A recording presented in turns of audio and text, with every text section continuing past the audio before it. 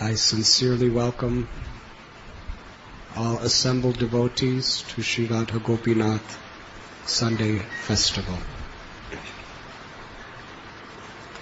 Especially welcome my dear godbrother Gaur Prabhu, my dear god sister Kirtida Mataji,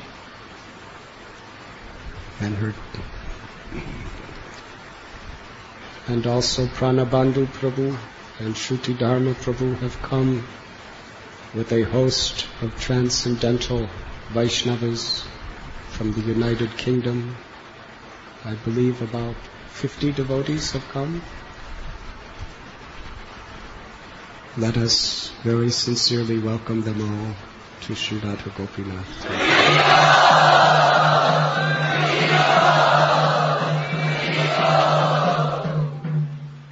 Haribo.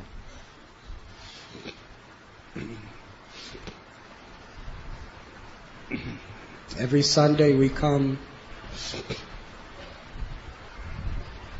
for the purpose of sharing each other's lives in order to serve the highest purpose of our human existence. Srila Prabhupada explained it in such a simple way that Krishna consciousness is the original consciousness of every living entity. Our nature is to love Krishna or God. In forgetfulness of our relationship with Krishna, we try to replace that experience of happiness with temporary relationships and experiences within this world. But all such endeavors lead us to frustration because it is not natural. Prabhupada explained, if a fish is outside of water, whatever grandiose arrangements you make for that fish, it will be frustrated because it is not in its natural element. So similarly, we are all eternal spirit souls. These bodies are temporary coverings, like vehicles or sets of clothing. What is the need of the soul? What is the nature of the soul? Anandamayo Vyashat. The nature of the soul is to be happy. Haribo. It's so simple. That's why everyone looks for happiness. Have you ever known anyone that did not want to be happy? Why is that the constant, consistent nature of every living being? Even the trees are looking for happiness by trying to get sunlight and water. All species of life is in pursuit of happiness because it is the nature of the soul to be happy. And what is that happiness that everyone is looking for? The happiness of love. Love of the perfect object that we can repose all of our propensities fully, forever. And that personality is the absolute truth. Or Krishna, who is all attractive. Our Gurudev explained why the name Krishna is such an important name for God. Because it includes all other names. It is perfect and complete in every way. Because everyone is longing to be attracted by someone who is perfectly beautiful, perfectly in every way able to reciprocate with our hearts. And that is Krishna. Even the best marriages in this world, there's so much tolerance required. And there's attachments But there's also so many other things you have to bear with one another. Yes? At least this is what I have read about and I've heard about. And I've also witnessed it to some extent. So where is there perfect love in this world? And ultimately, even in the limitations of our relationships, either we die or they die. Or sometimes even before death they're gone in Kali Yuga. But in Krishna, our relationship is eternal. He is the supreme object of everyone's love. It is only due to the soul's natural addiction to Krishna that it's constantly looking for that pleasure of Krishna in so many of the various fantasies of this world. So what is Krishna consciousness? Simply to redirect our natural impulses for love and happiness toward the supreme all-attractive object, Krishna, who has descended in this age of Kali in His holy names. All the power, all the glory, all the beauty, all the wealth, everything of the spiritual world is manifested through the name to the heart of a devotee who chants with pure desire. Cheto darpana marajanam bhavamahadavagni nirvapanam. Because the name of Krishna is none different than Krishna. The name of Krishna is all pure. It can purify even the most wicked, filthy, and dirty heart. Dina hina yatta chilo harinam udarilo. Even the most crooked mentality can be utterly purified simply by chanting of the holy names. And what is the evidence? Tara Sakshi Jagai Madhai. That even Jagai and Madhai, simply by repenting for their sins and sincerely with humility chanting the holy names of the Lord, they attained the perfection of liberation. Recently we were having our Mayapur Yatra. How many of you attended Mayapur Yatra? Some. And one day we went to Madhai Tio. It's a very special place. It's the samadhi of a person who raped women, Brahmin women, Kshatriya women, Vaishya women, Sudra women, any women. No discrimination. Nityananda Prabhu gave mercy without discrimination. Jagai Madhai, they sinned without discrimination. Their daily diet was the blood and the flesh of cows. They killed Brahmins, Kshatriyas, Vaishyas, Shudras, and anybody else without discrimination. They were murderers. They were rapists. They used to burn people's houses down. And every other word from their mouth, sometimes every word, was obscenities that cannot be repeated. Plus, I don't know Bengali anyway. By Krishna's grace. But decent people would hold their ears just hearing them speak. They were so rough. They were so demoniac. Yamaraj and all of his staff of Yamadutas, they could not keep track of the accumulated sins of Jagai and Madhai that they performed each day. Just like we have quotas to chant at least 16 rounds. They would drink a quota of so much liquor, kill people, rape people, rob people, plunder. They were really demons. So you may be asking, why did we visit their samadhi?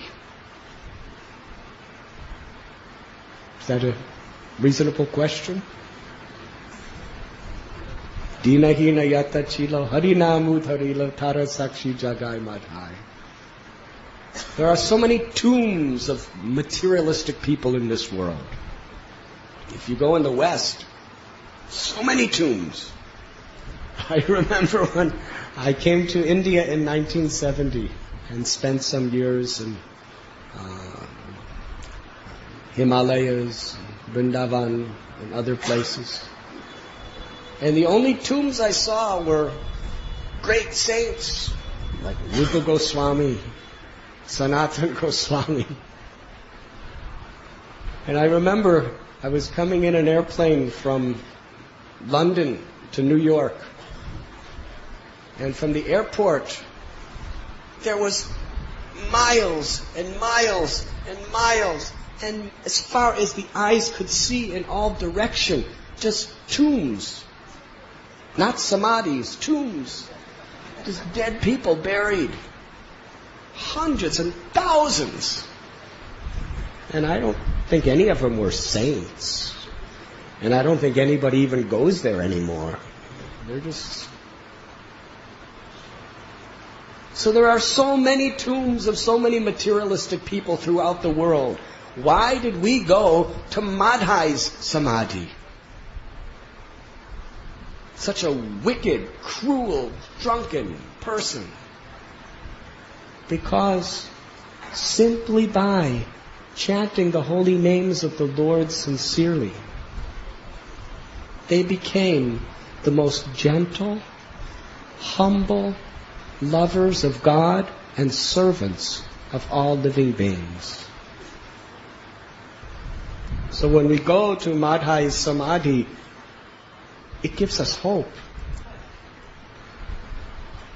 Patita pavana hetu tava avatara mosammo patita prabhu napai behara.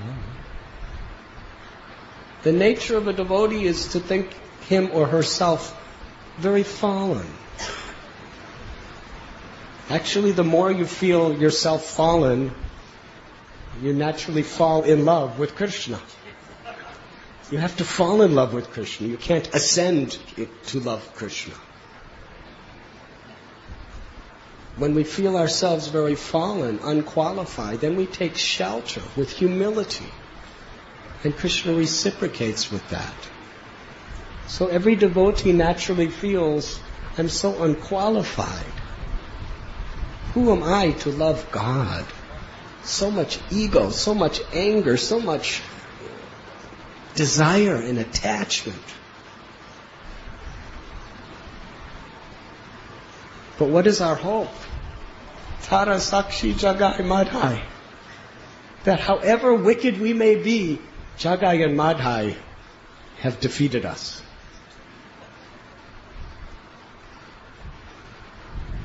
But even they achieve the ultimate perfection of pure, unmotivated, unconditional love for Krishna. Simply by the mercy of the Vaishnavas and the power of hearing and chanting the names and glories of the Lord.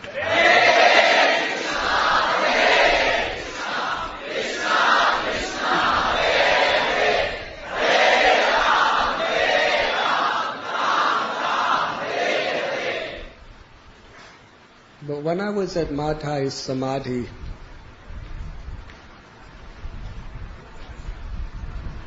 I was praying at the lotus feet of Madhai to give me hope.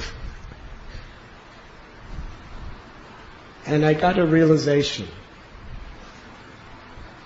that the deliverance of Madhai and Jagai actually leave none of us any excuse to become pure devotees in this very lifetime. Hare Krishna. We may have so many justifications and excuses. I can't do it. After all, I'm born in the Western world, or I'm born in this family, or I'm living in Bollywood. How am I going to become a pure devotee of Krishna? I have a wife, and I have children, I have family, I have so many excuses. But the fact that Madhai attained pure love of God in his life means there's no excuse. Every single one of us can achieve the ultimate destination. Not by our power, but by the power of Krishna's mercy. By the power of his name.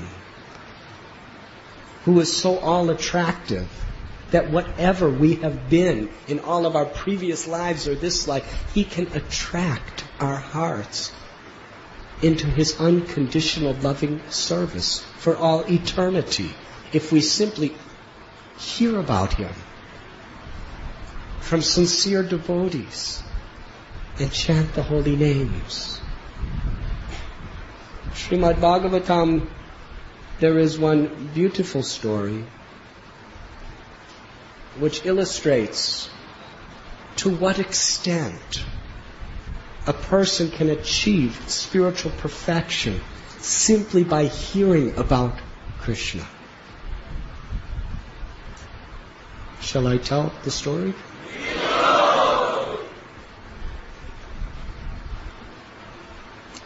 One morning early, it's actually in the winter season, Krishna stole Gopi's clothes. But I won't tell that story. There's a beautiful Kadamba tree named Chirgat, where this beautiful Leela took place. After that, Krishna went quite far from his home in Vrindavan, into the forest, into the pastures, with his friends. He called his friends.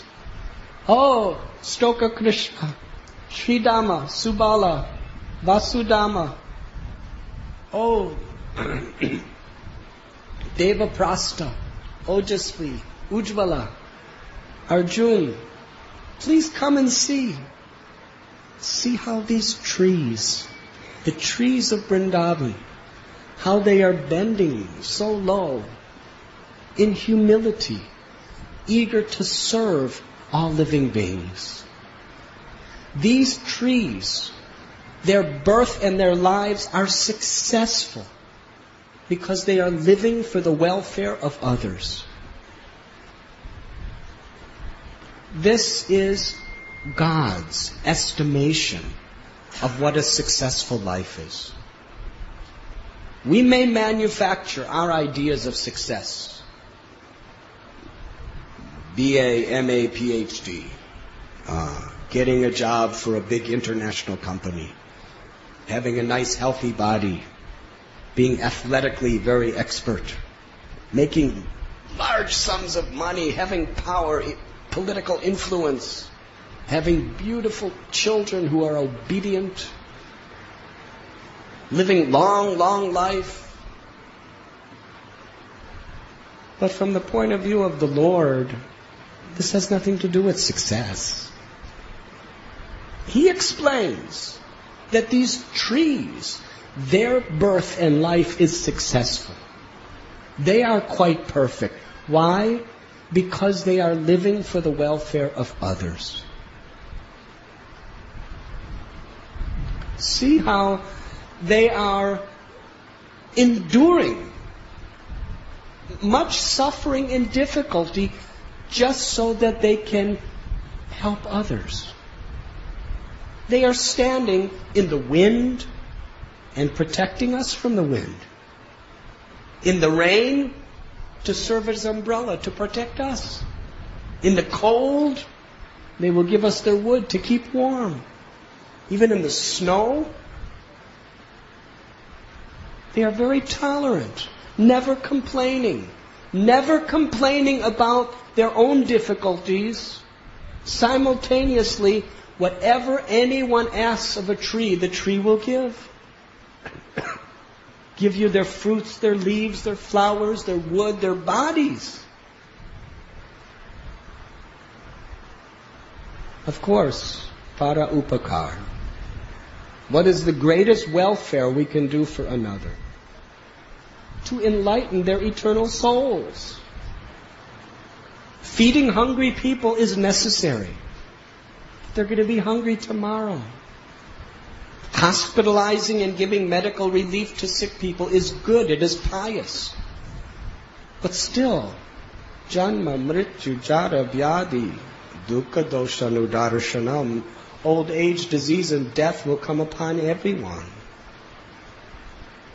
So what is the greatest welfare work we can do? It is to enlighten a person, to realize the great treasure of eternal happiness that is within their own hearts, by connecting a person again to Krishna. In the Gopi Gitas, it is explained, Tavakatamritam tapta jivanam, that the most munificent, kind persons who are living for the real welfare of others are those who describe the glorious pastimes and activities of the Supreme Personality of Godhead. It is said, he reasons ill who say that Vaishnavas die, because Vaishnavas die to live, and live to spread the holy name around. Die to live. What does that mean? In this life it means, death means no more ego. They give up all their personal interests. They give up their selfish motivations. They give up their ahankar, their false ego. That's material death. To live eternal life of the soul. And also, when Vaishnava's body actually ceases to function, in that death they live eternally with the Lord. And while in this world they live simply to spread the glories of the holy name. In other words, a devotee lives for others. Recently, during the Purna festival, about 600-700 students were here in the temple room. We were explaining the story of Ranti Dev. Ranti Dev was a king with a family. But what was the quality of his love for God? It must be studied carefully. He fasted for a long time. And they brought his prasad. He was about to take it with his family who fasted with him, when a Brahmin came. Said, I'm hungry. He fed him to his full satisfaction and sat down to eat with his family. And another person came in, just a very ordinary person. Said, I'm hungry, king, give me food. King fed him and fed his family. Then he sat down, whatever little was left. And someone came with some dogs and said, my dogs are hungry. So all the remaining food he gave to the dogs. Haribo. Now here he is on the verge of death. He only has a little water that will sustain his life. He's about to drink that water. And a chandala, a person who's just outcasted by the rest of society, comes to his door and says, King, I am thirsty, give me water. Now what would you do? Honestly, what would you do?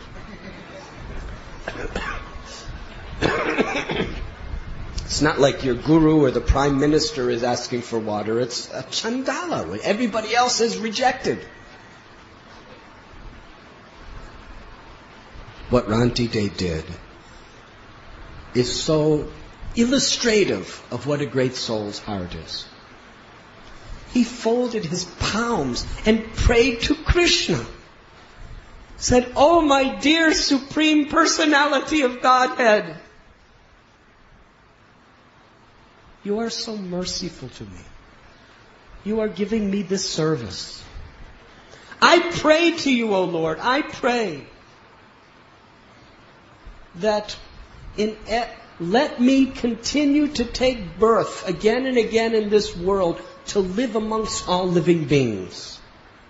And let me sacrifice my life so that other people will not have to suffer. That is my prayer.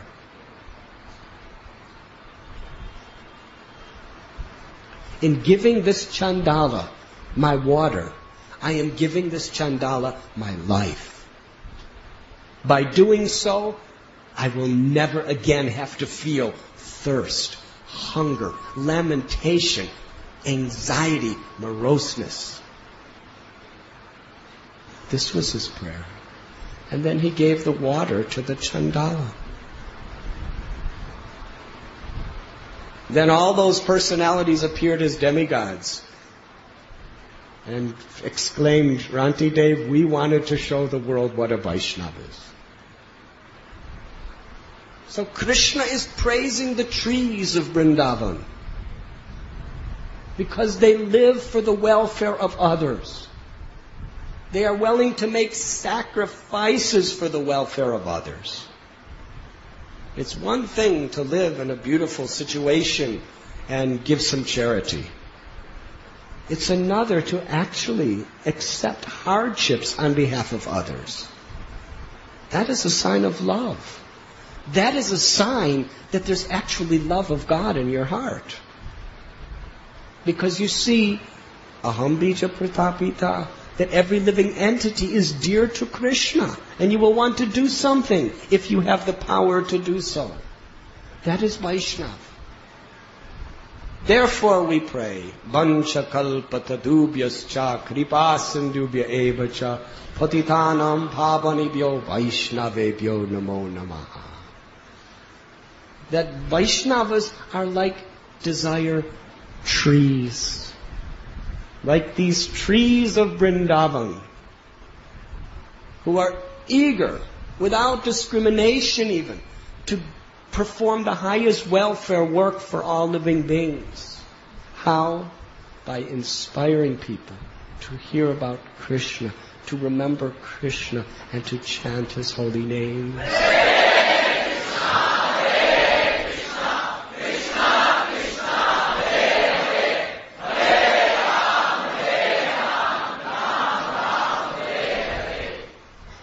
As Krishna was praising the trees and revealing success of life means service. Not to enjoy, but to serve. And Krishna Surata Sarvabhutanam. That means He's the ever well-wishing, loving friend of every living being. So if Krishna is saying, success in life is to serve, that means it is the ultimate best thing for us. When you water the root of the tree, the whole tree is nourished and flourishes when we serve Krishna according to His will, by performing welfare to others, by connecting people to Krishna. Then we flourish eternally. That is knowledge. They entered deeper and deeper into the forest, through various pasture grounds.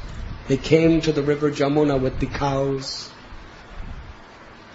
The boys had the cows drink the crystal clear nectarine water of Jamuna to their full satisfaction.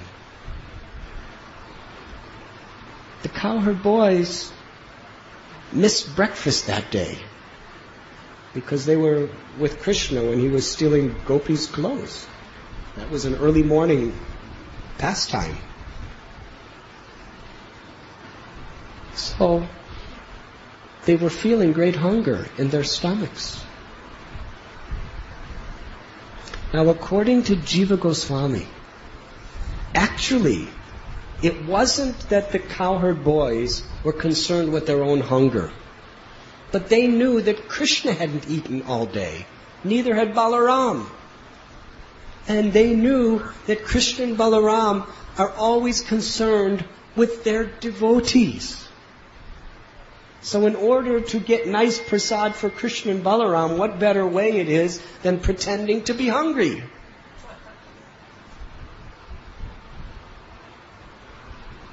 So Gopas addressed, "O Balaramji, performer of great heroic strength. O Krishna, subduer of all inauspiciousness, subduer of all enemies. Please subdue this great inauspicious enemy of hunger that is in our bellies." They really wanted to convince Krishna they were hungry, so that they could get food for Krishna, because they thought he was hungry. This is love. So the cowherd boys explained that just like a venomous serpent poison creates such suffering in the body, that is how our stomachs feel.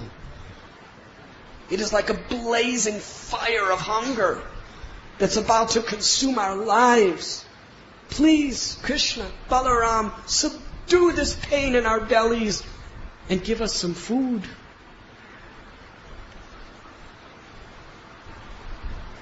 This is how they're speaking so that they could get food to give Krishna and Balaram.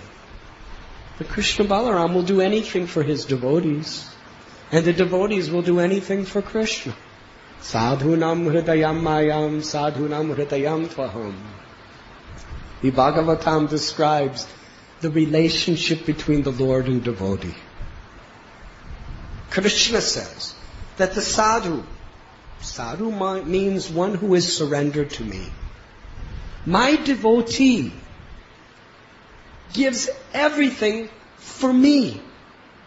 His life is for me. Knows no one but me. And therefore, according to how a person approaches Krishna, Krishna reciprocates. Therefore, I know no one but my devotee. I only think of my devotee. I will do anything for my devotee. So the Gopas, they will do anything to give Krishna Balaram some prasad, and Krishna Balaram will do anything to give his devotees prasad. This is Vrindavan. Krishna told Gopas that, "Oh, you are hungry? I know where you can get some food. Just nearby, there are some Yajnik Brahmins. They are performing the Angiras Yajna, which is a karmakandic yajna to attain the opulences and the pleasures of the heavenly planets. At this time, it is very auspicious for them to give in charity. So go to them. Tell them that nearby Balaram is very hungry. And also Krishna." So the Gopas, the instruction of their beloved Lord, although they were in Sakyaras as intimate friends of Krishna, they would play with him, joke with him, laugh with him, eat with him. Such sweet, spontaneous love of Vrindavan. Still, their life, their soul, their everything was Krishna and Balaram's satisfaction. They received an order. So they took that order on their heads and they went right to that Yajnik Brahman sacrifice. What an incredible scene it was. Please, my friends, these were not ordinary Brahmins. These were the top-class Brahmins as far as the society was concerned. Very learned, very expert in rituals. And therefore they were extremely wealthy. This sacrificial arena was incredibly ornate. There was huge sums of ghee being poured in the fire, and this only increased, the smell of it increased the gopa's appetite.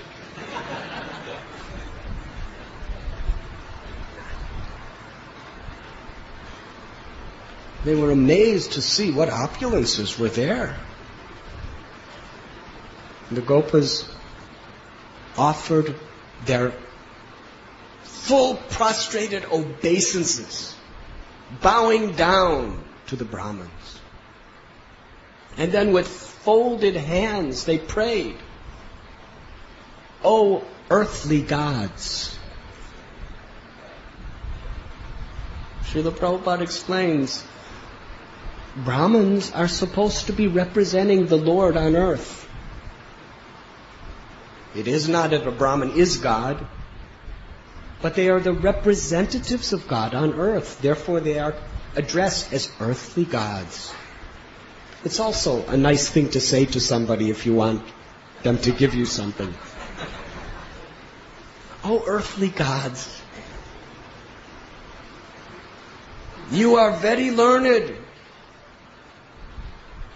and very pure in your hearts and your minds, and you are living for the welfare of others. Just close by, on the banks of Jamuna, is Balaram and Krishna, and they are very hungry, and so are we. And we have been sent by Lord Balaram, under the instruction of Krishna, to get some food. Now we know that at this particular time in your yajna, it's very allowable and auspicious for you to give in charity. And we see there's so much wonderful foodstuffs that you have prepared for the sacrifice." The Brahmins were so immersed in their mantra, tantra, yantra, puja, mudra, that they just didn't even look at the gopas. To be neglected, to be ignored, is actually a great insult. Yes? The gopas were standing there. They just ignored them. So the gopas became very disappointed. Disappointed, why? One is, Krishna and Balaram are hungry and they couldn't get anything for them. Also, they were disappointed because Krishna gave them an instruction and they were not able to fulfill it.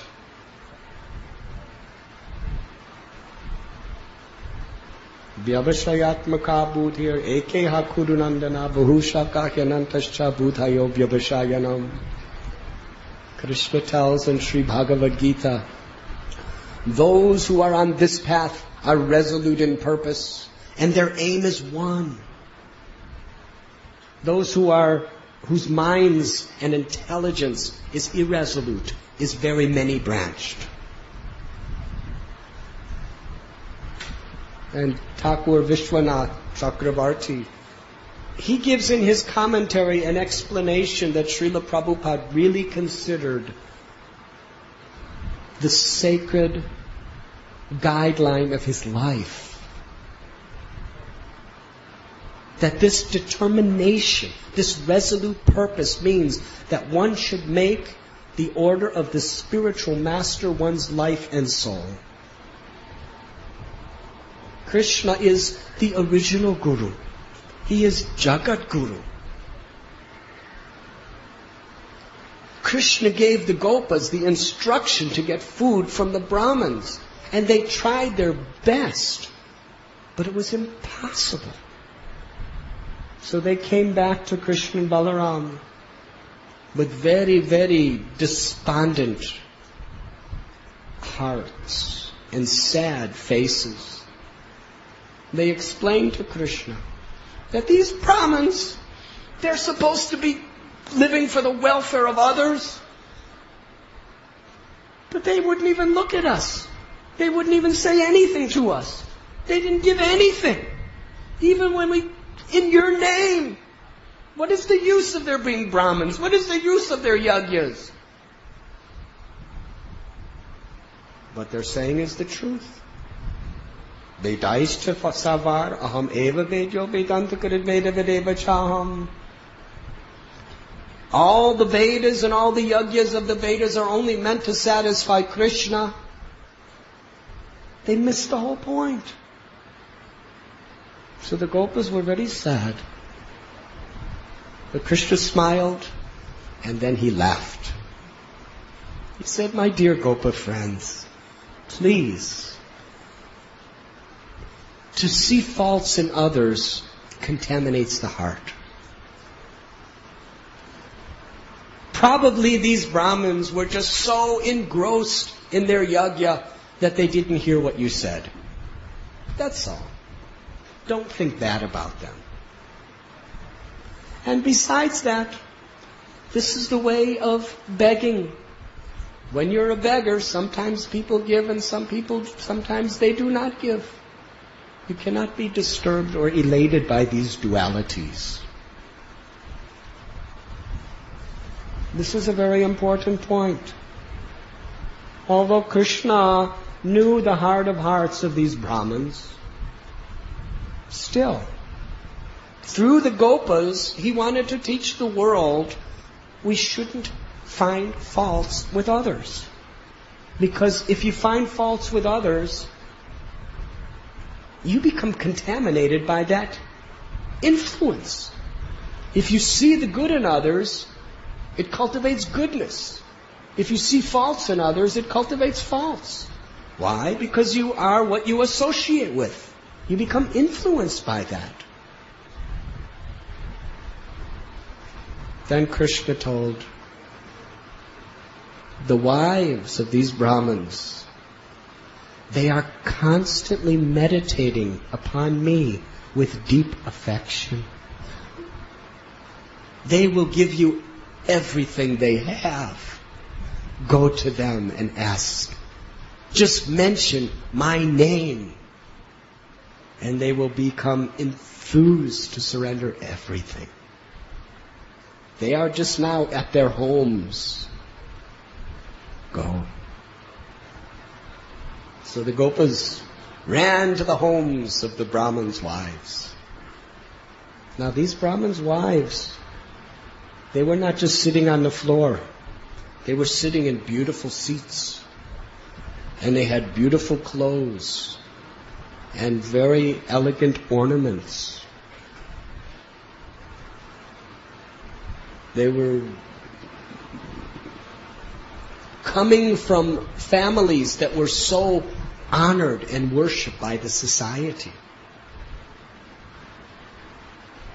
The Gopas offered their obeisances and with folded palms said, "Oh, wives of the great Yajnik Brahmins, we have come on a mission of Krishna and Balaram." As soon as they heard the names Krishna, Balaram, they became completely ecstatic. Tears were pouring profusely from their eyes. Their hairs were standing on end. Their body was erupting like the flower of the Kadamba tree. Their limbs were trembling. They became speechless in ecstasy, just hearing the names of Krishna and Balaram. The Gopas were very astounded to see this. They said, "Krishna and Balaram,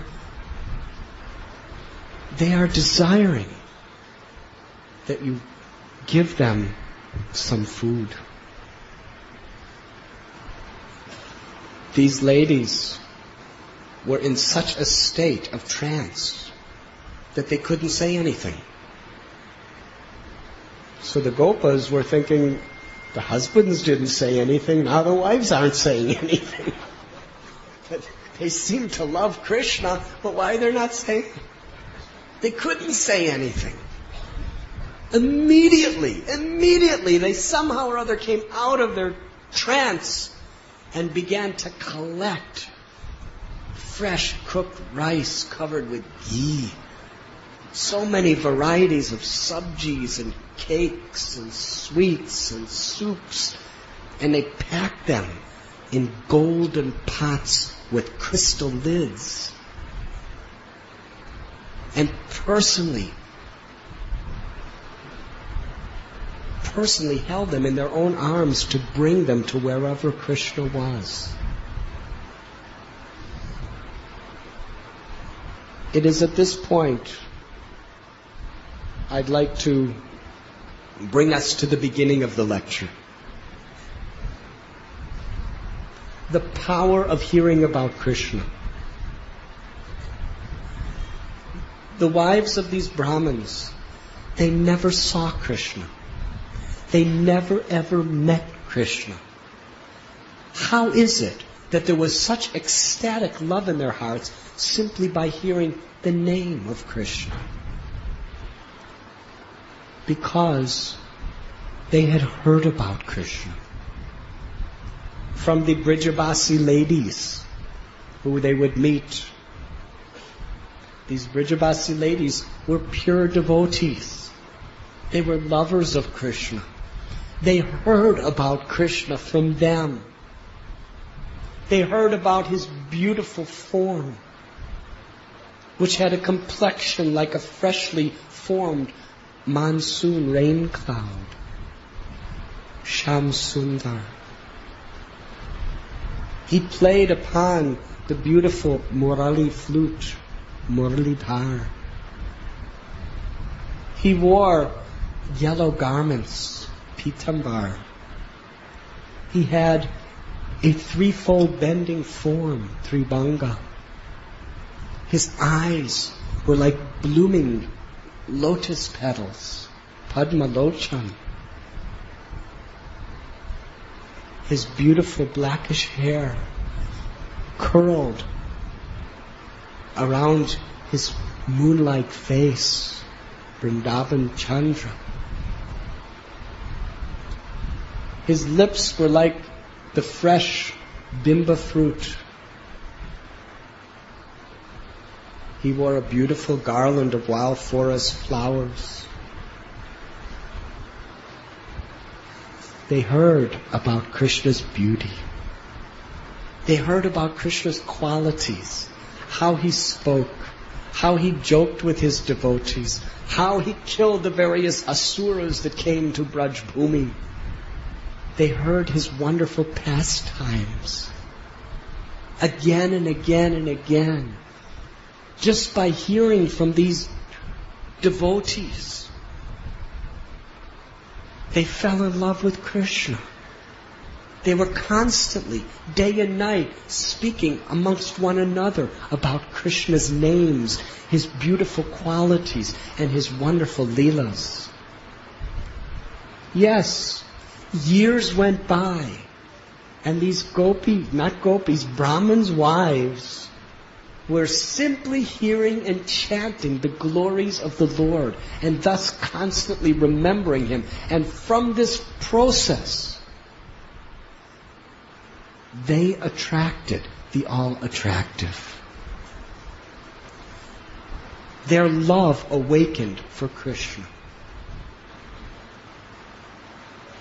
And when a devotee's love becomes pure, Krishna reciprocates and calls that devotee into his presence.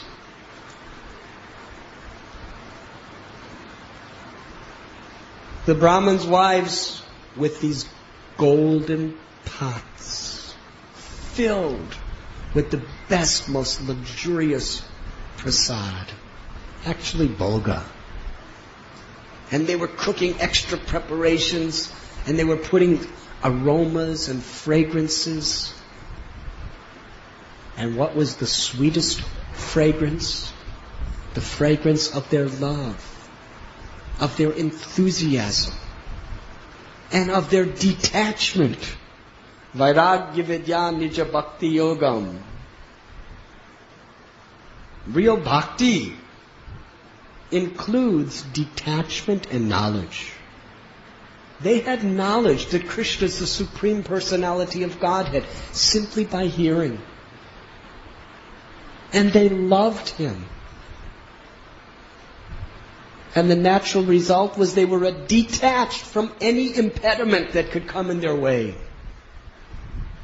So they very enthusiastically hurried into the pasture grounds. But as they were going, their husbands, their fathers, their sons, their brothers, their sisters, and everybody else around, no, you cannot go. Your husbands are doing yajna. You must be here to help them. You cannot go. But they went. They didn't care anything for what anyone said. Sarva dharman parityajya mam ekam sharanam braja aham tvam sarva papebhyo mokshayishami masuchaha. Abandon all varieties of religion and just surrender to me. I shall relieve you of all sinful reactions. I will protect you from all dangers. Do not fear.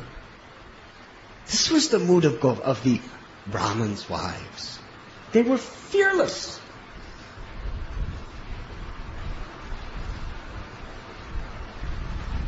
What was their enthusiasm? Their anticipation? They were meditating on Krishna. They were praying to Krishna. They were hearing about Krishna. They were constantly chanting the holy names of Krishna.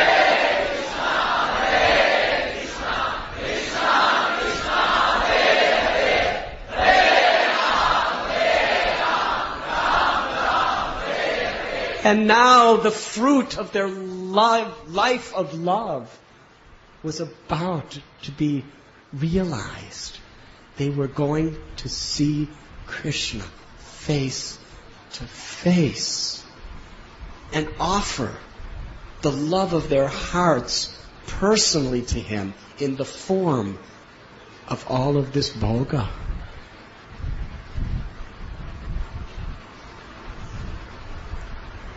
It is explained in Srimad Bhagavatam that there was one Brahmin wife whose family actually physically apprehended her and did not allow her to go. Hare Krishna.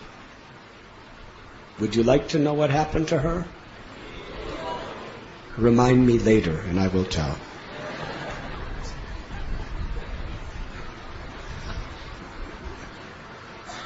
The other ladies, they entered into the forest. And they saw very, very auspicious trees bending down very low, bowing their heads. They realized we must be close to Shyam Sundar now, because the trees are bowing down. And as they came closer, they came in contact with Krishna and Balaram's effulgence. The effulgence from their bodies just became those ladies everything. It became their life breath. It became their ornaments. It became their clothes. It became all of their mind, their senses. They saw through the trees. Walking along the bank of Jamuna, there was Krishna with the gopas, joking and laughing. They entered into the clearing, and there Govinda was waiting for them. His left hand was leaning on the shoulder of his cowherd boyfriend Subal. His right hand was twirling a lotus flower. His complexion was dark like the tamal tree. His blooming lotus-like eyes cast a glance of nectar upon them. His golden robes and his beautiful, beautiful black hair that encircled his moon-like face captured their hearts. Krishna smiled upon them. When Lord Krishna smiles upon his devotee, which is his heart's way of showing he's pleased with his devotee, that smile is like an unlimited oceanic downpour of nectar that inundates the heart of the devotee. His smile was more cooling than hundreds of millions of rays from the full moon. It was a downpour of nectar.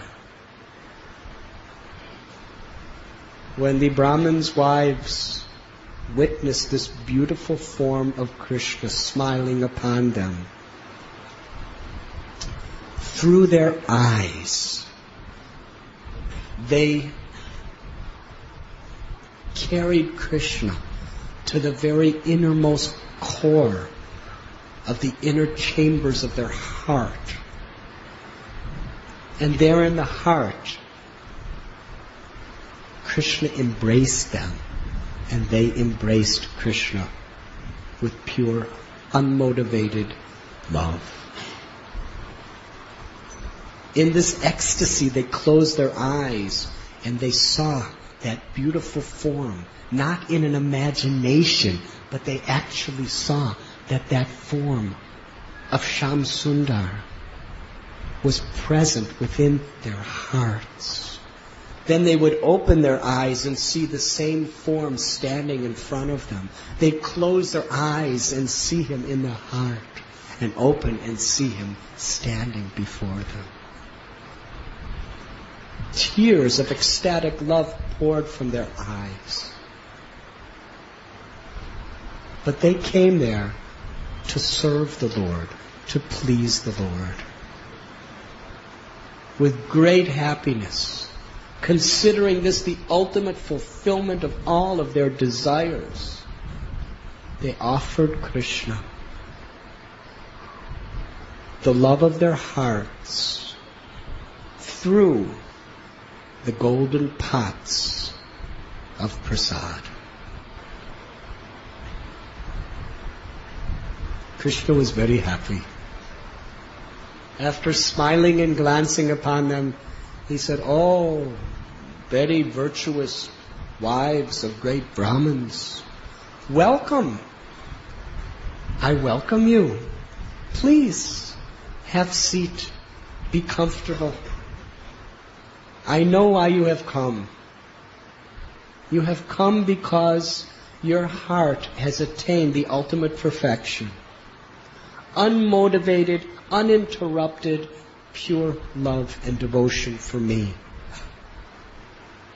I have no way to repay you for your love. However, my request is, let that love in and of itself be your compensation. You have come here at great risk. You have come here even with the obstacle of the prohibitions, the insults, and the condemnation of your near and dear ones. You have pleased my heart." Krishna thanked them from his heart. Krishna explained that he is the super soul within everyone's heart. And whoever anyone loves, we only love that person because that person is part and parcel of Krishna. When the soul leaves the body, you cannot have a loving relationship with a corpse. What is it that we love? We love the soul. Why do we love the soul? Mamaivam so jiva loke jiva bhuta shanatana. Because the soul is an emanation of Krishna. The soul is an infinitesimal part and parcel of Krishna. Because of a soul's relation with Krishna, the soul is so attractive that it can draw such deep and immense love from our hearts. What to speak of the Supreme Soul? Janmad Yasha Yataha, Him from whom everything and everyone emanates. Krishna explained, because you have awakened your love for me, therefore your love for all living beings is perfect. Now you should all go back home. I have accepted your offerings and I am pleased with you. Please go back, because after all, your husbands need you to perform the yajna. When the Brahmin's wives heard these words, they were grief-stricken. Suddenly everything changed. Their effulgence disappeared. Their lustrous smiles became very, very despondent expressions. They cried, no longer in ecstasy, but in agony. Krishna, how could you send us home? You promised that you will always fulfill the desires of your devotees. You promised to protect and reciprocate with the love of your devotees. We've given up everything for you, Krishna. How could you send us home? And how can we possibly leave you? We're seeing your beautiful form. We're in your presence. It has been the desire, the aspiration, and the goal of our lives. We have attained it. How can we possibly go back to a materialistic situation? Rivers flow from mountains toward the sea.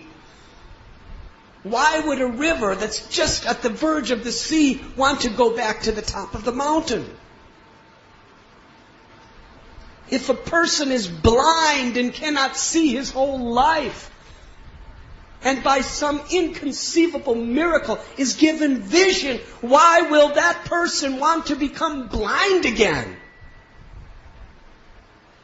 We were rotting in materialistic affairs our whole lives, and now we have attained your lotus feet. How could you send us back to that situation again?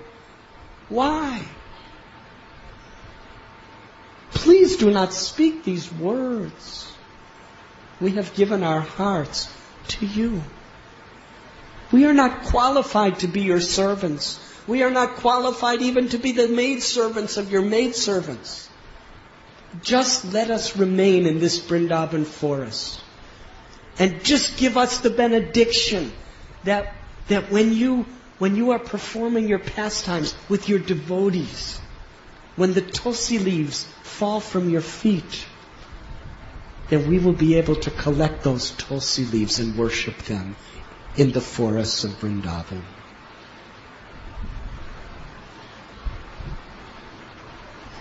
Krishna was very moved by hearing their words.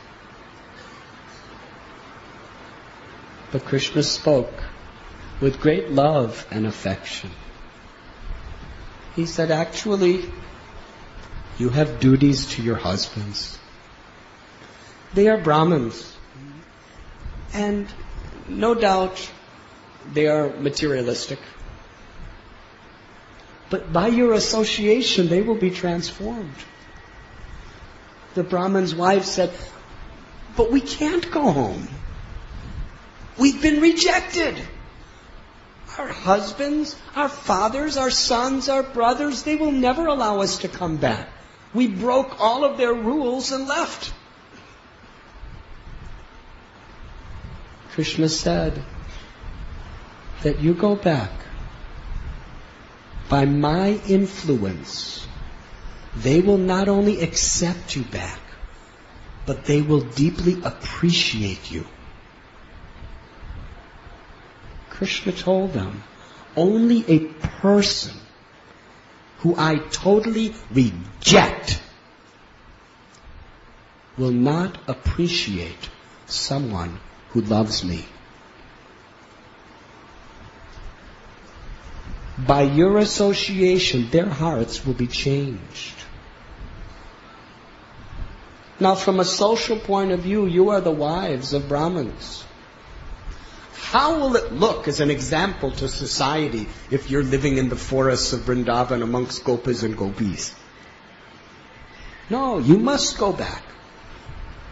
You must set the proper standard for society. And beside that, you have made your marriage vows to your husbands. And they're performing yajnas, religious yajnas. And they cannot complete their yajnas without your help. So it is your duty. You go back. This is my will. Please know, gopis. Please know, Brahmins, wives. You're very dear to me.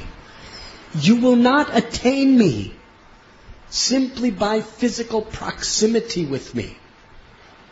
But you will attain me by constantly meditating upon me.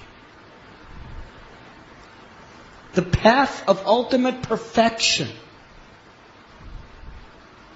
is by seeing my form of the deity, by hearing of my qualities, by hearing my pastimes, by speaking about me, by always meditating upon me, and by constantly chanting my holy names.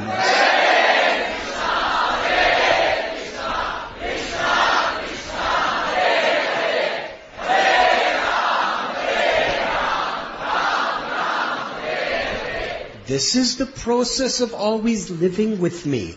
This is the process by which I will always be present in your heart, not simply physical proximity. So you go home. You will be accepted. That is my will. When the wives of the Brahmins heard Krishna's desire with complete faith, with joyous hearts, they returned to their homes. This is very instructive. Srila Prabhupada displayed it in his own life. He was living in Vrindavan at Sri Radha Damodar temple, in the Seva Kunja, the place where Krishna's Rasa Lila with Sri Radha and gopis is eternally taking place, in the presence of Rupa Goswami, in his Samadhi Mandir. Who would possibly want to leave a place like that at the end of one's life? Prabhupada was 69 years old. He left Vrindavan,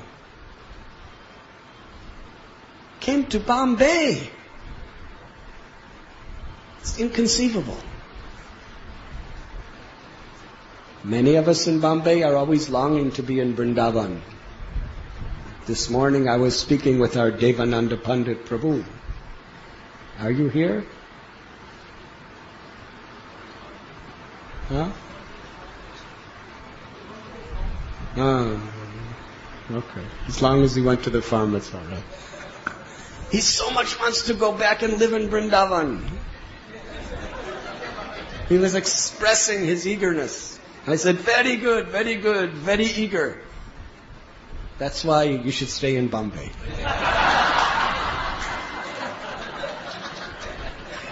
We should always be eager to living in Vrindavan.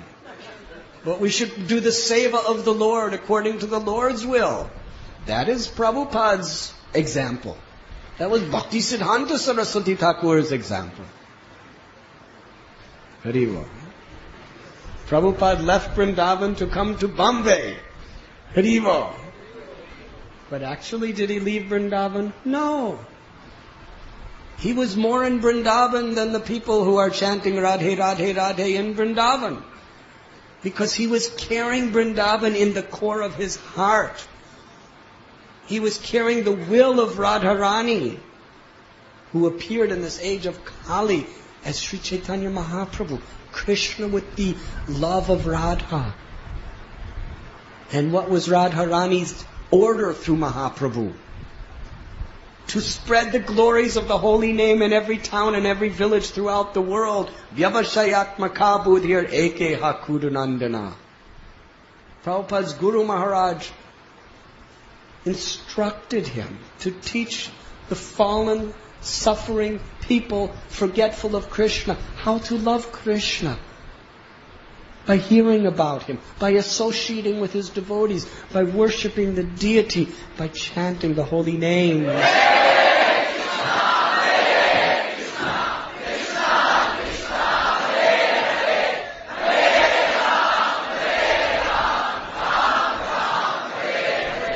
So yes, Prabhupada left Vrindavan to come to Bombay. But actually, he came to bring Vrindavan to Bombay. In fact, in early 1970s, he was at the steps of Bharatiya Vidya Bhavan after giving a very historical lecture, waiting for his car, and he cast his merciful glance in this direction, right across the street, and told Shyam Sundar Prabhu, we should have a temple here. And how he fought valiantly against all odds, removing all obstacles. For what purpose? To build Radha Ras Bihari's temple in Juhu. Radha Ras Bihari, the enjoyer of the highest rasas, he brought to Bombay. Sri Radha Gopinath, the Lord of the Gopis, by his desire, by his potency, by his mercy, they have appeared.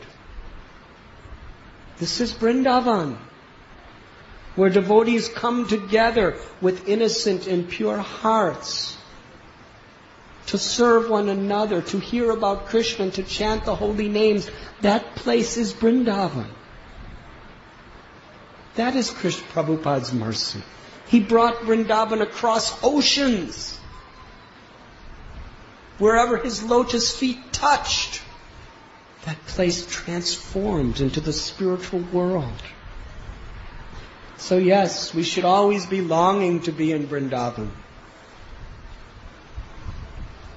But we will attain actual love by our pleasing Krishna's desires, pleasing Guru's desires.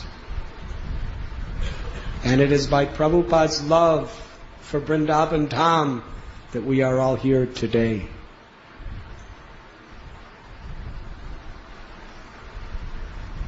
So yes, Prabhupada, for the well-being of others, sacrificed so much.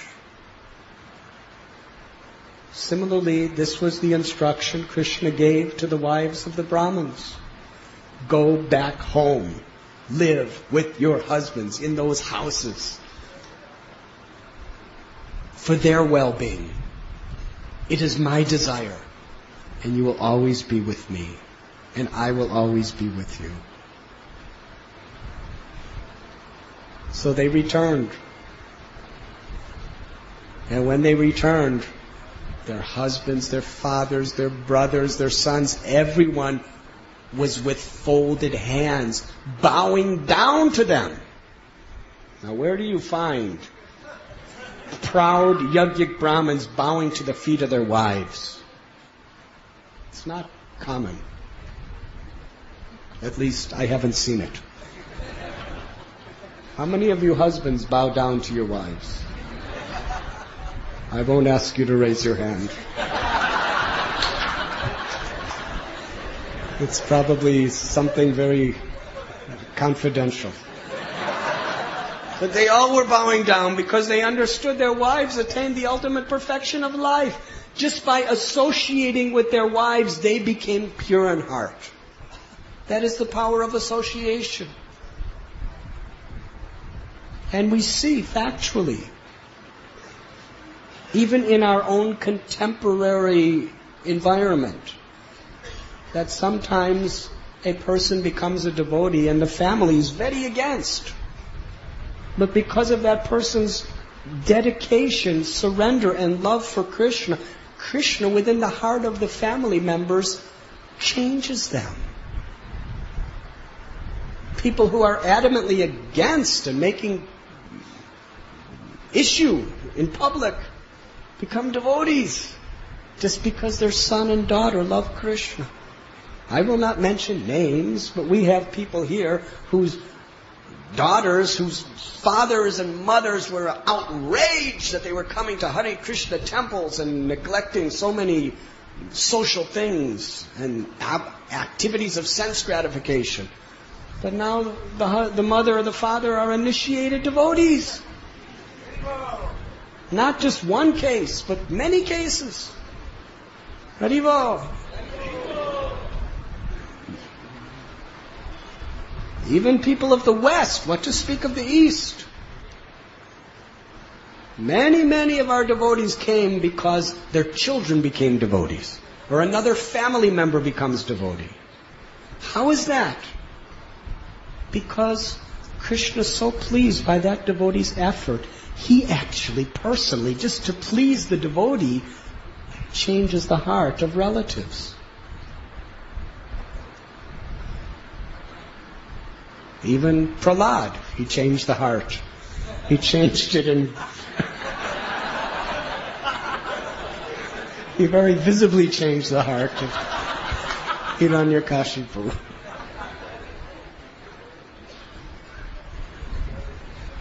But not all parents are like that. Their hearts change from within. They become favorable. They become respectful. They become proud. Even in the West, most of my godbrothers and godsisters, parents, brothers, sisters, they were appalled. They were bewildered. They were confused. They were disgusted. What are you wearing, a sari? What are you, shaving head? Crazy. Putting paint on your face and wearing bed sheets? You're completely going to ruin the reputation of our family forever. Yes, we have seen. And then we've seen these same people dancing in Radha Gopinath temple in ecstasy, smiling and laughing, chanting japa, proud that their brothers, their sisters, their children are devotees.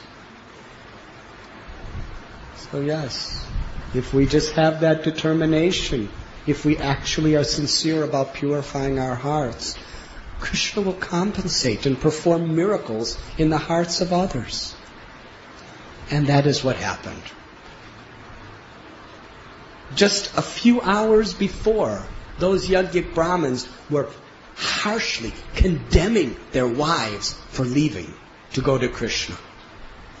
And when they came back, their husbands were bowing down in humility, worshipping their wives. Shri Krishna Bhagavan ki! Should I continue? What were you going to remind me of?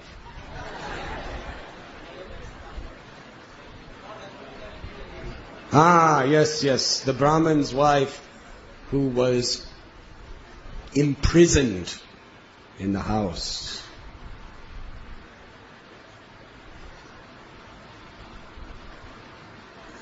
Can any obstacle possibly impede the progress of a sincere devotee?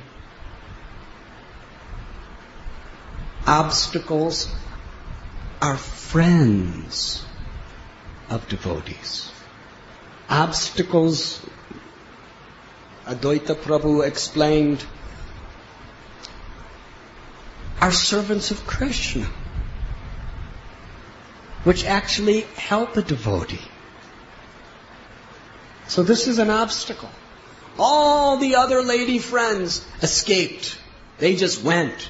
But this one lady was unable to go. But because she was unable to go and everyone else went, she was burning in separation from Krishna. Burning in separation. That burning was so intense and so deep. And in that feeling of separation, Krishna manifested so profoundly within her heart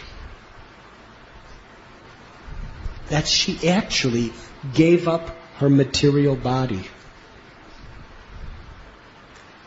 and immediately assumed a spiritual form where she was allowed to become a gopi, be trained by the other gopis, and then enter into Krishna's eternal, wonderful pastimes of Vrindavan. So was it an impediment? The other Brahmins' wives, they understood what happened to their friend. And they were considering her supremely fortunate. She attained a spiritual body to enter into the loving pastimes of the Lord. How wonderful. And all the other Brahmins and relatives, they also could understand her good fortune. And they praised her.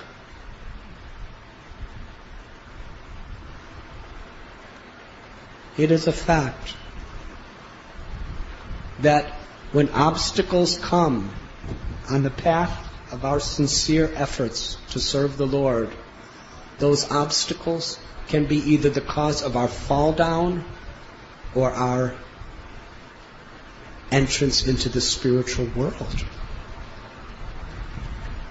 Because when there is an obstacle, we must sincerely take shelter. Kaunteya pratijanati, Krishna explains in Gita that he will always protect his devotee. How he protects his devotees, we cannot always calculate by our material intelligence, logic, or vision. This lady appeared to die. Is that protecting? Yes! She didn't die. She just gave up her material form and immediately attained a spiritual form to serve Krishna in Vrindavan Dham. That is protection. Why? Because even though the greatest impediment came before her, which was actually impossible to overcome, she took shelter within the very core of her heart of Krishna's form, Krishna's pastimes, and Krishna's holy names.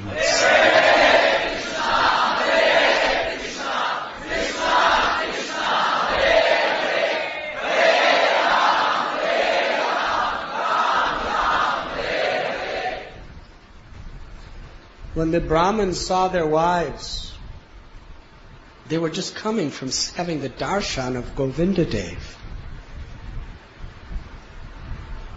Rupa Goswami warns, if you are attached to all the materialistic things of this world, do not go to the bank of Jamuna to see Govindadev, because he will attract your heart away from all of these things. So they were just on the bank of the Ganga, of the Jamuna, seeing Govindadev.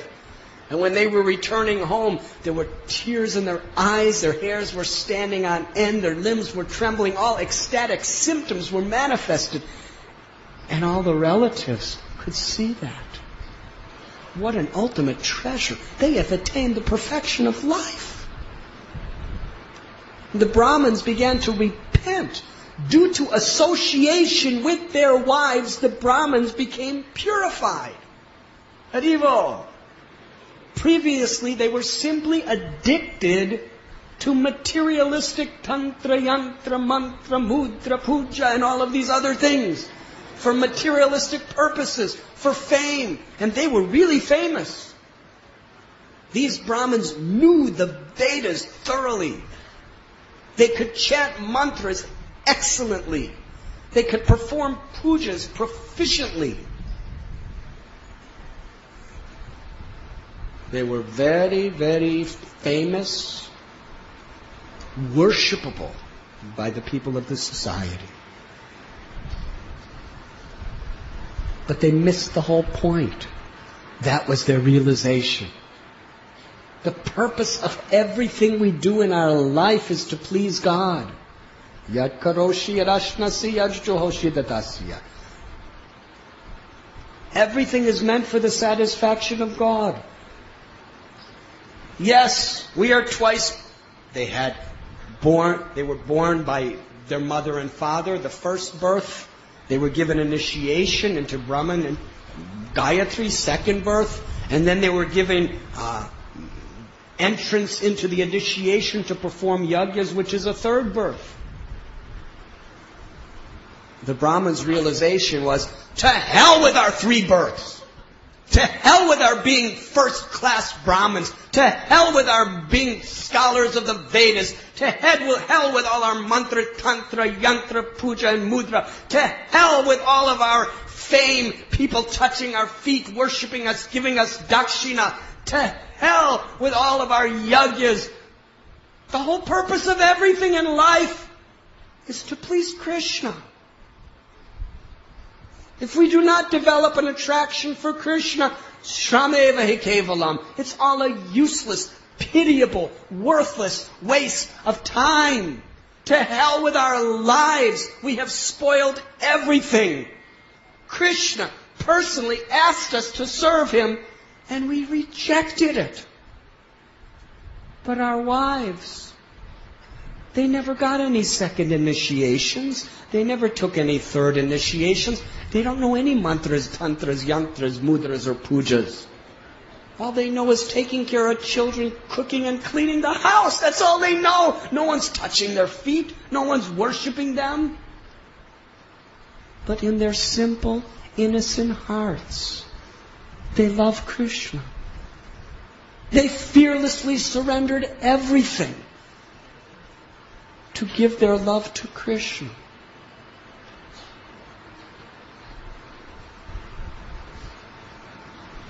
They realized their hearts became pure just by associating with their wives. Srila Prabhupada explains that very often ladies have simple hearts. And therefore it's very easy with their simple, innocent hearts to accept Krishna and to give their love to Krishna. But men's minds are oftentimes very complicated. Now, I'm not speaking from the point of view of a man. I'm speaking from the point of view of the acharyas, what they say. So much logic and reason and philosophy and doubts and all of these things. That's why Prabhupada explains practically every religion in the world, and we have seen it's true, whether it's the Catholic cathedrals in Italy and France, or the Church of England in the UK, or whether it's in the Protestant or Catholic churches in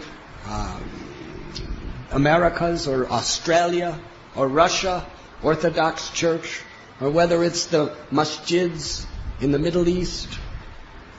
The majority of people are ladies. Haribo. I will cite an instance that you have heard before. When I was in Gujarat, Surat. All respects to Surat. It's a very special place. There was a Pandal program outside. There was about 500 people who attended my lecture. 499 ladies.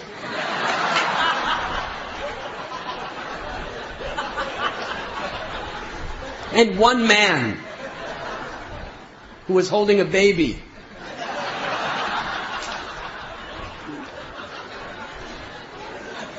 So I asked,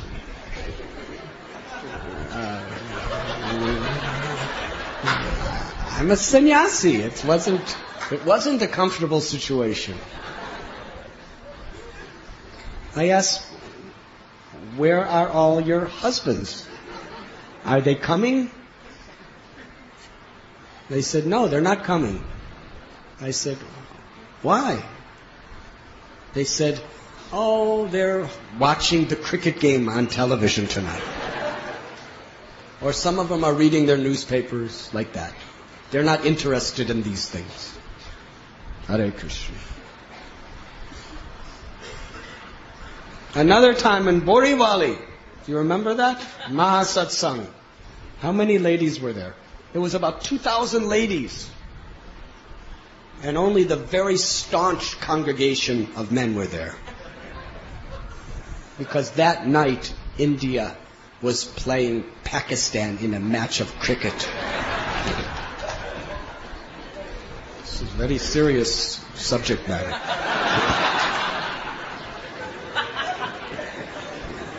If there's ever a justification to stay home, that must be it. So I saw the brahmacharis were there and some of our very staunch grihastic congregation, but as far as the general public, there was no men and thousands of ladies. Where are your husbands? They will come after the cricket game. Hare Krishna. And sure enough, somehow or other that year India won. So they missed the whole lecture. But during the kirtan, thousands of men came and started dancing.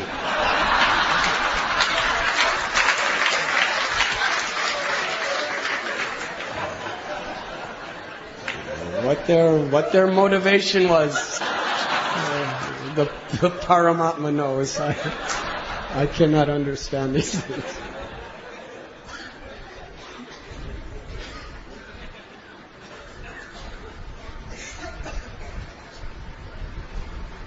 But actually, Krishna consciousness is for everyone. And these great Brahmins, as learned, scholarly, and famous and worshipable as they were, ultimately understood that they were egoistic, they were materialistic, and they were attached. And their wives, simple, innocent, they had attained the ultimate perfection of love of God. They had attained the true state of renunciation. And yes, they remained home and they assisted their husbands. Shukadev Goswami ends the story by explaining how these Brahmins, because of the association of their pure-hearted wives, they wanted so much to run into the forests of Vrindavan, to go to the bank of the Yamuna, and to fall at Krishna and Balaram's lotus feet, beg forgiveness, worship them, and offer their hearts to them. But they did not. Why? Because they knew, if Kamsa hears that they went to Vrindavan to associate with Krishna and Balaram, Kamsa may punish them or kill them. And they were not prepared to die for Krishna. But their wives did not think twice to be willing to give their lives for Krishna and Balaram. That bhog was offered with such pure love and surrender that Krishna, Balaram, and all the gopas sat on the bank of Yamuna, and Krishna personally fed all of his friends that nectarine ambrosia of food that was scented, spiced with the love of the hearts of the wives of the Yajna Brahmins.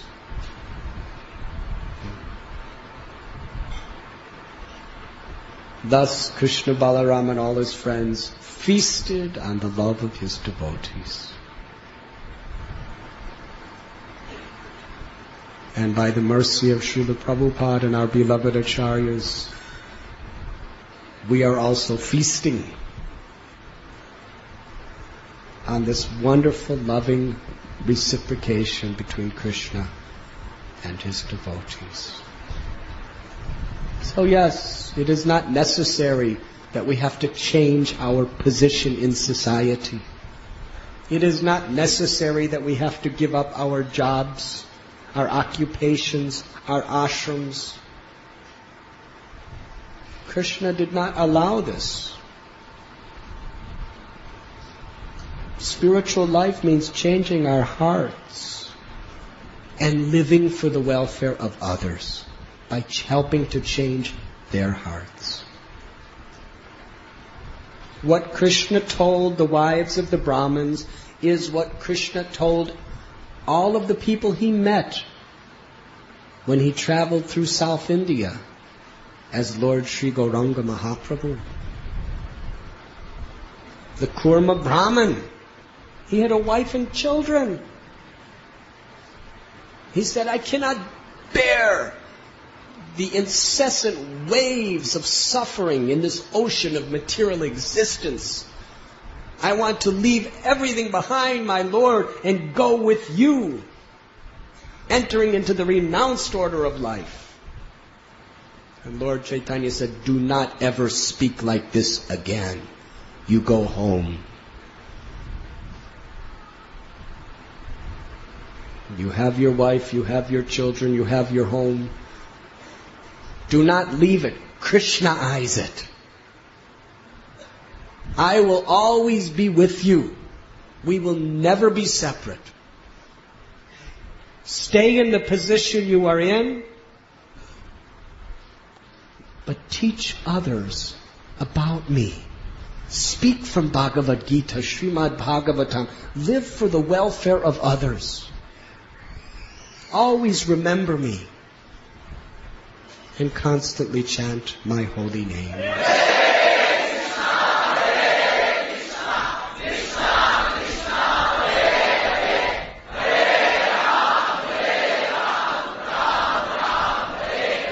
In this way you will always feel my divine presence. We will never be separated. Srila Krishna Das Kaviraj Goswami explains, this is what Lord Chaitanya Mahaprabhu told whoever he met in South India. The Lord taught grihastas in this way, and how he trained his brahmacharis and sannyasis to be so strict. For Radhanath Das Goswami, we will give another class. The same principle applied according to time, place, circumstance, according to a devotee's heart.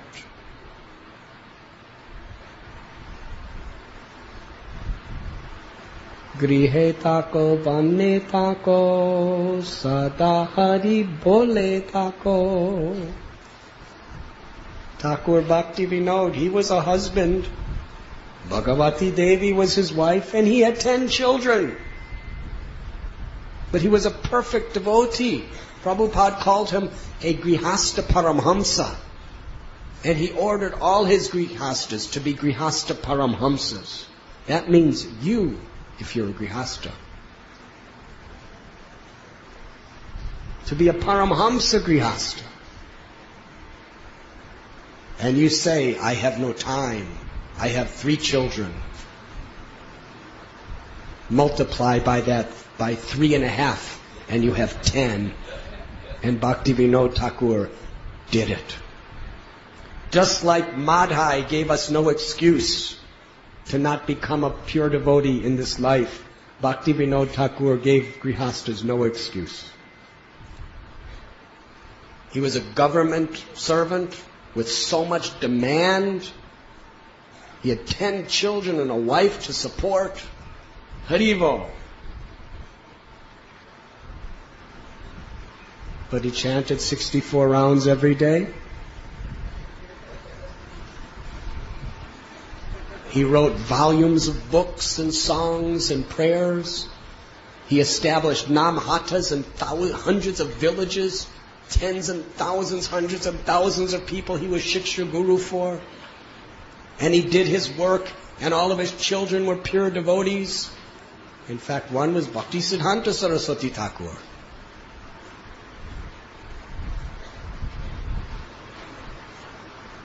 And he was so inspired by his father's renunciation that he took sannyas. Harivol. To carry on the mission of Bhakti Vinod.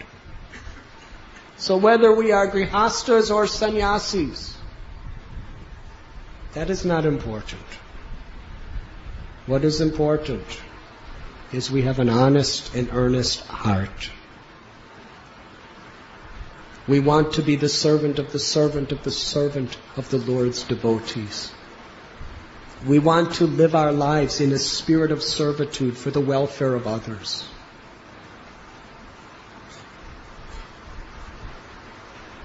And with a great vow of determination, we chant the holy names of the Lord. Yes, if you follow a spiritual system that teaches you, just do as you like, flow with the waves of your mind and senses. Don't cause yourself too much trouble. Just be nice. Then, at the best, according to the Shastra, at the best you may attain a heavenly planet. But if you want to transcend the modes of nature and attain eternal loving service to the Supreme Personality of Godhead, then we must live a life of sincerity. We must take vows of determination to live purely without sin. No illicit sex, no intoxication, no gambling, no meeting. Vows to help us to always remember Krishna and chant His holy names. Harinam, Harinam, Harinam eva kevalam kallo nasteva, nasteva, nasteva gatir anyatha. Now anybody can give anybody's opinion. But according to God and the Shastras in the age of Kali, it's only the name of Hari, it's only Sankirtan that can bring our consciousness to the highest platform. Asana, Dhyan, Pranayam, they can bring us to higher planes of material peace. And combined with tremendous renunciation, they may bring us even to the platform of Brahman, impersonal realization. But to enter into the highest platform of the divine Leela of the Lord, it is only the spirit of servant of the servant of the servant. Humble like a blade of grass, tolerant like the tree. That means forgiving and living for the welfare of others. Offering all respect to others and expecting none in return. In that spirit, we can achieve that ultimate perfection. How? By chanting the holy names of Lord Hari. This is the conviction that has been broadcasted by the Holy Scriptures and all of the truly great acharyas throughout history.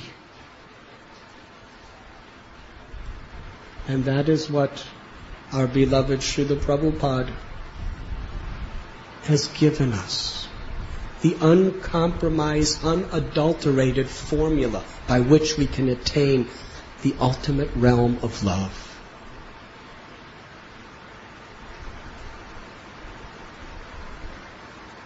Yes, simply by hearing and speaking about Krishna in the assembly of devotees and chanting the holy names in a spirit of servitude, what transpired in the hearts of the wives of the Brahmins will take place in our hearts. Thank you very much. Srila Prabhupada ki jai. Shri Gauranga Mahaprabhu ki jai. Shri Radha Gopinath ki jai. Ananti Koti Vaishnava Vrinda ki. Gauda Premanandi. At this time, I would like to ask Shruti Dharma Prabhu and Pranabandhu Prabhu to address the audience with their wonderful hearts of spiritual affection. These two souls are doing historical service. If I wanted to explain my appreciation for them, then we would be here for many days. They are like pillars of one of the most important and successful projects in all the world, Bhaktivedanta Manor. Through crises, through inundations of problems, through all sorts of difficulties, internal and external. The British government at one time controlled India, America, and most of the world. They passed a law to close down the worship within Bhaktivedanta Manor. And these two men were part of the team that actually marched, revolted against the British Empire, and were victorious.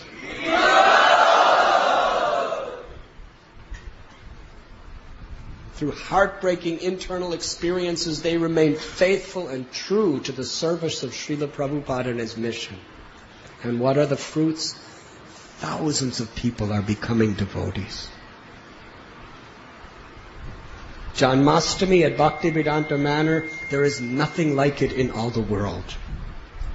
Our Radha Gopinath is not even a drop compared to the ocean of what they have in Bhaktivedanta Manor. They have dramas, they have displays, they have exhibitions, they have lectures, it's incredible. It's like a whole city vibrant with preaching of Hari Bhakti. And for Janmashtami, 80,000 people attend every year. And it's not inflated like we do here.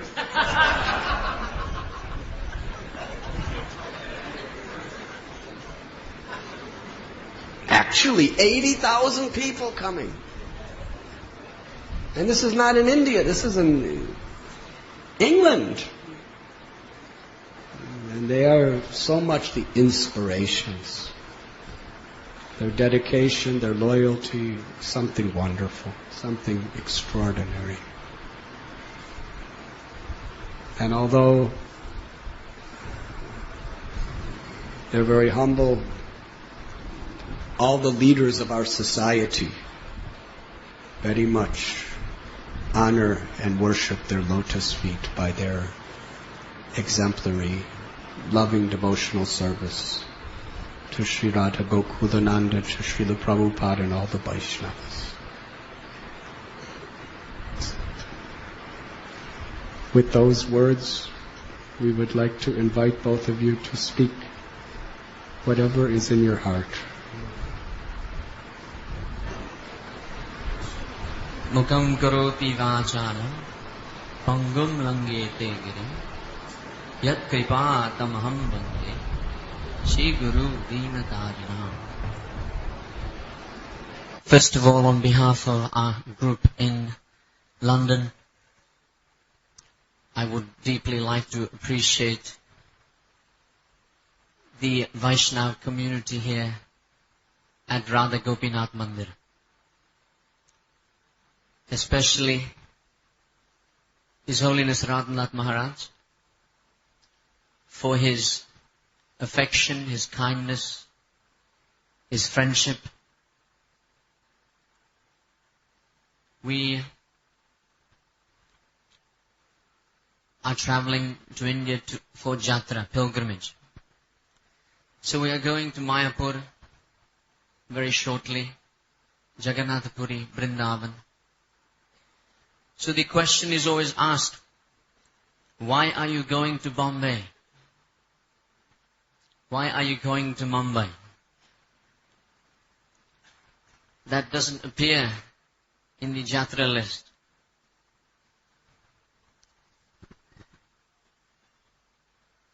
And what we have said always is that coming here to Mumbai, as advertised in London. In London, Mumbai is advertised as the gateway to India. Actually, it should be reworded the spiritual gateway to India. Because here we have, as Maharaj has stated, Radha Ras Vihari, Radha Gopinath, Radha Giridhari. This is the spiritual gateway to India. This community of devotees here at Chowpatty is exemplary. It is taken throughout ISKCON that this is the community we should follow. And there is one person that has made it what it is. I was speaking with L197 Swami just a month ago. And he told me, "Did Radhanath Swami come here?" I said, "Yes." I said, "Why?" He said, "Well, I was in America. And America was not doing so well, but I met such wonderful devotees. So I asked them, 'Whose disciple are you?' And they said, 'Radhanath Swami.' And then he said, 'I came to Europe. And I met some very new bhaktas. They were exemplary, and I asked them, 'Whose disciples are you? Are you aspiring for anyone?' They said, 'Radhanath Swami.' He said, 'And today I've come to England. And I've noticed some very exemplary personalities were here. And I was speaking to them. And they were disciples of Radhanath Maharaj.' So he said, everywhere I go, Radhanath Maharaj is influencing the Vaishnavas. So this community of devotees here is very exemplary. That means there is a great responsibility upon all of you. That all of you should keep that integrity.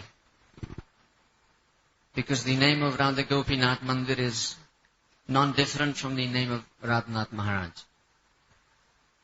So great responsibility lies upon every disciple.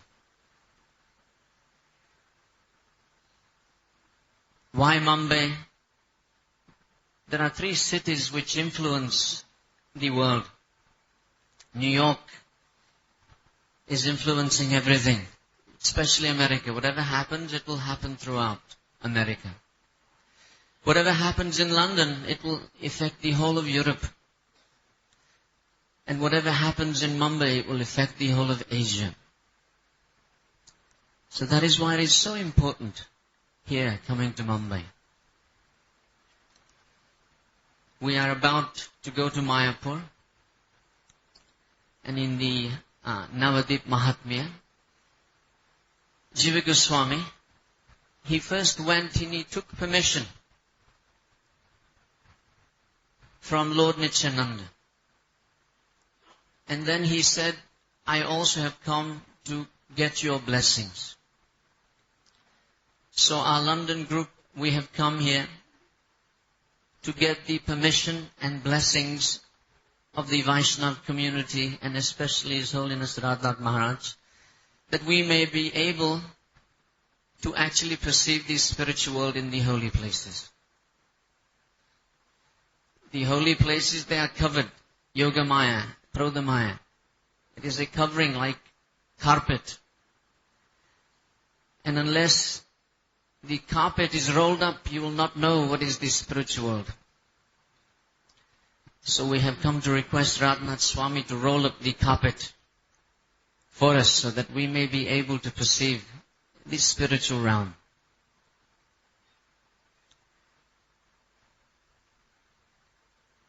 The blessings of the Vaishnavas, This is the most important principle in our spiritual life. Vina mahat padu raja abhishekaham. Unless these blessings are there, we will not be able to succeed. It is very, very difficult. So we have come to ask for those blessings. And as every disciple of Maharaj is here, those blessings are actually following the instructions of the spiritual master. Maharaj was speaking about the Brahmins and their wives, about parents. So each one of us, we have our parents. But we also have our spiritual father as well, our Guru. The story is there of Sarangam Thakur. He was ordered to give Diksha. And the next morning, the first person he would meet, he would give Diksha. So a dead corpse came. But because it was the first person, he touched the corpse. Immediately came to life. And he gave him life. And he became Murari Thakur. So from that example, we can learn that our parents may give us birth, but our Guru actually gives us life. Murari Thakur, he said the same thing. When the parents came to get him back, they said, "You have to come home now." He said, "You gave me birth, but not life." So the Guru is actually giving us life. So great responsibility lies upon every disciple. My real life, my second life, began because my spiritual master, he has touched my heart. Maharaj has overly exaggerated our service. We are simply servants. We take great inspiration from him. And he has instructed us greatly to make sure that in England, especially many Englishmen become Krishna conscious as well. So we are working on this. And Krishna consciousness, it is like joining the mafia. There must be mafia in Bombay as well. There is mafia in London, there is mafia in Moscow. So Krishna consciousness is also like joining the mafia. Because once you join, you can never leave.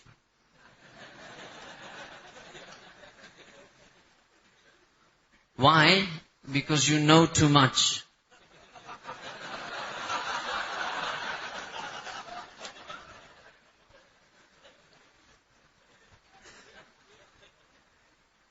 So in this regard, there is one story I can quickly say. There was one English gentleman by the name of Andrew. And our devotees had spoken to him, and we had spoken to him over many years. And he finally came to Krishna consciousness. But there was one habit he had. He said, "I cannot give up." He said, "Why does Krishna consciousness not allow fishing?" He said, "I like to go fishing." So we had said, no, that's not allowed. So he finally even gave up fishing. And over many, many years, he practiced Krishna consciousness. But he had a crisis of faith. So eventually, he decided to leave Krishna consciousness. The book that had inspired him greatly was the Bhagavad Gita. So he was looking at this book and he said, "Now I can't stand this anymore. These books, these beads, everything." So he took the Gita, and it was his own personal copy with his name in it. And in a rage of anger, he threw it away in the dustbin. And just to make sure that we would not visit him, he moved 200 miles away. So this English gentleman and his wife, they moved away in a very remote part of England. And 4 years later, we met him at the temple. And he said, I have come back. This movement is like the mafia. I cannot leave. And we said, what has happened? He said, I was doing all sorts of things, but I went fishing. Because that was one of the reasons I couldn't leave. I had to leave because of fishing. So he went fishing, he said, and I thought I had caught a big fish, and I was pulling and pulling. And he pulled in this big catch. And when he brought it into his boat, it was a black bag. So he opened this bag. He thought, what is this black bag? People throwing rubbish in the river here. So he opened the bag, and inside the bag there was another plastic bag. And inside that bag, there was a copy of the Bhagavad Gita. Now that is not uncanny. Why I said it was the mafia's, because he looked at the front of it, and it was his Bhagavad Gita with his name on it.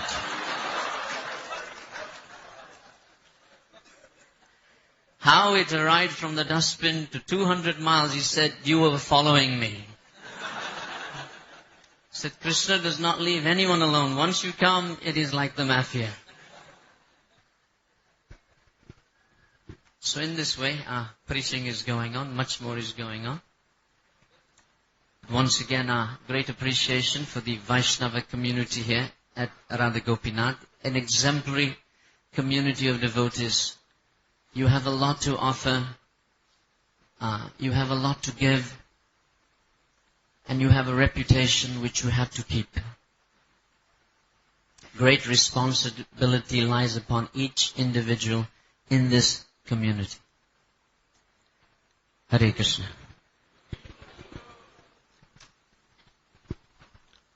Hare Krishna. Namo Vishnu Vinaya Krishna Vastaya Bhutale Srimati Bhakti Vedanta Swami Niti Namani Namaste Saraswati Deve Gaurvani Charane Nirvase Sasunyavadi Vaschachade Satarane Panchakalpa Dhruvischa Kripa Sundhvevacha Patidanam Pavanevyo Vaishnavevyo Namo Namaha. Hare Krishna. So, first I'd like to thank all of you for giving our London group such a wonderful, warm welcome. I am not particularly a very eloquent or good speaker. Maharaj's class, actually before coming into the temple room, Maharaj asked us inside, would you two gentlemen like to say anything?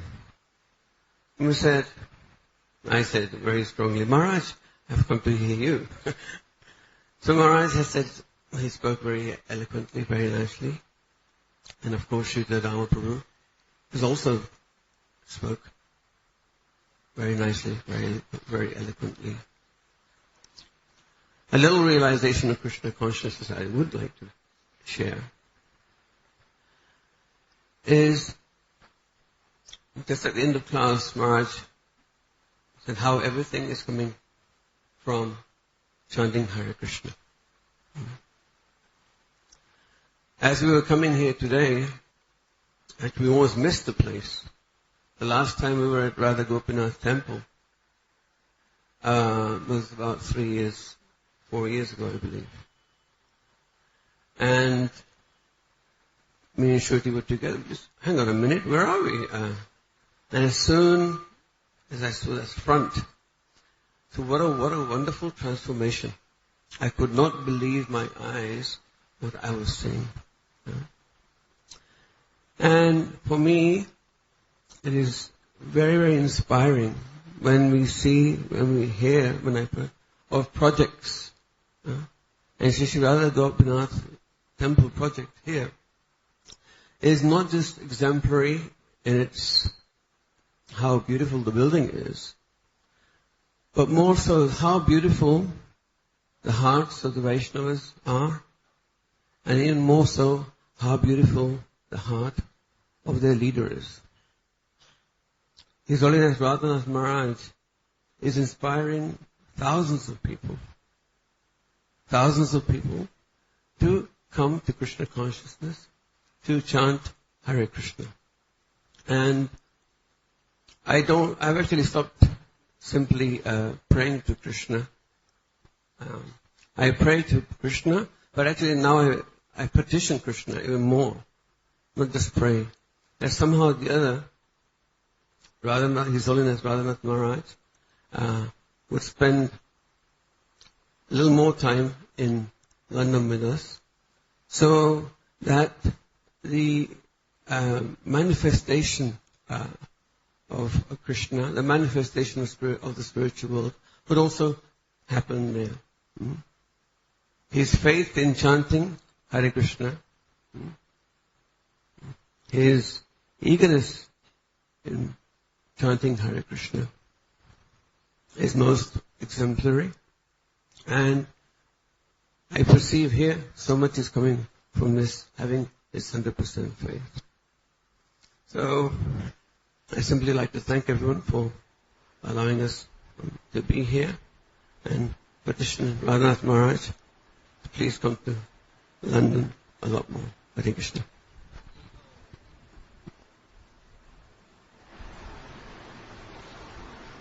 Thank you very much.